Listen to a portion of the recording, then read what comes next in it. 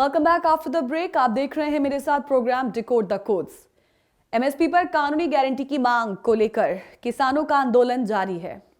आप जानते हैं कि किसान पंजाब के शंभू बॉर्डर पर डटे हुए हैं।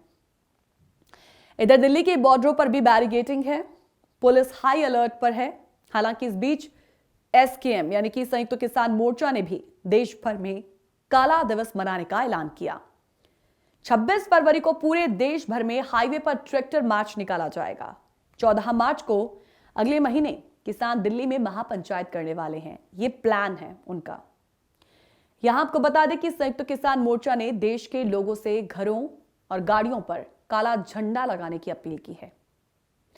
दरअसल हरियाणा पुलिस और पंजाब के किसानों के बीच बुधवार 21 फरवरी को खनौरी सीमा पर हुई झड़प में किसान शुभकरण सिंह की मौत हो गई थी, जिसके बाद किसान संगठन ने एफआईआर दर्ज करने की मांग की, लेकिन पुलिस ने मौत की खबर को इनकार कर दिया, जिसके बाद किसान संगठनों ने अपना दिल्ली कूच 2 दिनों के लिए स्थगित कर दिया था।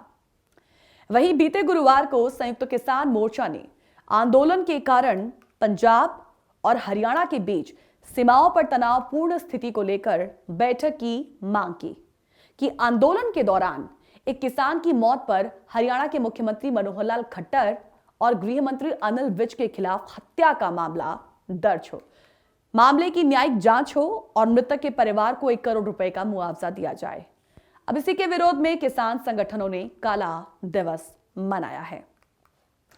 इस वक्त आप पूरी स्थिति जानते हैं कि किस तरीके से किसानों और कहें वो जो बॉर्डर है उस एरिया पर किस तरीके से सिक्योरिटी, हैवी सिक्योरिटी डिप्लॉय की गई है और पुलिस और किसानों के बीच में जो झड़प है वो एक युद्ध स्तर पर जाती हुई दिखती है, जो कि कई सवाल खड़े करती है कि ये युद्ध जैसी स्थिति आई ही क्यों। यदि किसान शांतिपूर्वक अपना मार्च निकालना चाहते हैं, लेकिन फिर भी ऐसी बीच में क्या स्थितियां उत्पन्न हो रही हैं कि जितना एग्रेसिव वो भी हो रहे हैं उतना ही एग्रेसिव पुलिस भी हो रही है। तो इसी से माहौल बिगड़ रहा है।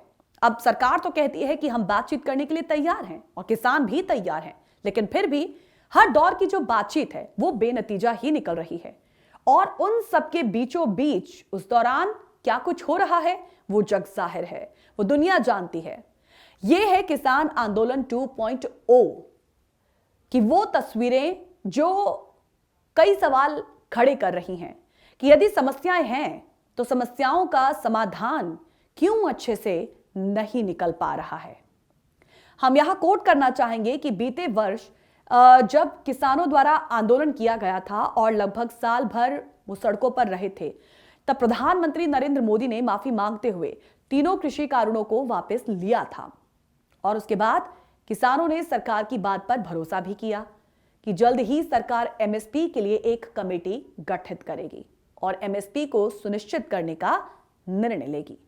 आपको याद होगा कि उस बात को लेकर किसानों ने यह कहा था कि ये आंदोलन जिन मुद्दों पर किया गया है उन मुद्दों पर सरकार ने अपनी ओर से सहमति दी, इसलिए आंदोलन को स्थगित किया जाता है। अब ध्यान देने वाली बात यहां पर यह है कि आंदोलन खत्म नहीं किया गया था। उस वक्त जब किसानों ने आंदोलन से वापसी की थी तब उन्होंने घोषणा करी थी कि आंदोलन को सरकार के निर्णयों तक स्थगित किया जा रहा है। बार बार उन्हें आश्वासन मिला।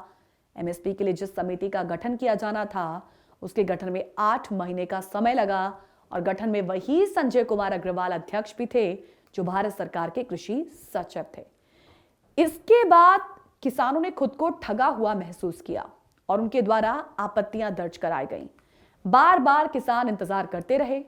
जब वो कोरे आश्वासनों से थक गए तब वो अपने मुद्दे लेकर एक बार फिर से गंभीर हुए हैं। देखा जाए तो सरकार की नीति और नियत के ऊपर विश्वास उनको नहीं रहा। तब किसानों द्वारा फिर से इस आंदोलन को शुरू करने का, आगे बढ़ाने का निर्णय लिया गया। कुल मिलाकर किसानों की भावनाओं को साधने के लिए राजनीतिक प्रयोग ही इसे माना जा रहा है। किसान अपनी किसी भी मांग के लिए किसी समय पर एक निर्णय लेते हैं तो उसे कटघरे में खड़ा कर दिया जाना ये उचित नहीं। सरकार को बहुत गंभीरता से किसानों की भलाई करने के प्रयास करने ही होंगे, अन्यथा किसान इसी तरह आंदोलित होकर सड़कों पर उतरेंगे। किसानों के तो हालांकि कई मसले हैं, लेकिन फिलहाल उनकी जो तात्कालिक मुद्दे हैं उनको तो सरकार को एड्रेस करना ही पड़ेगा, नहीं तो ये आंदोलन इसी तरीके से युद्ध स्तर पर जारी रहेगा। कभी कोई घायल होगा तो कभी किसी की मौत होगी।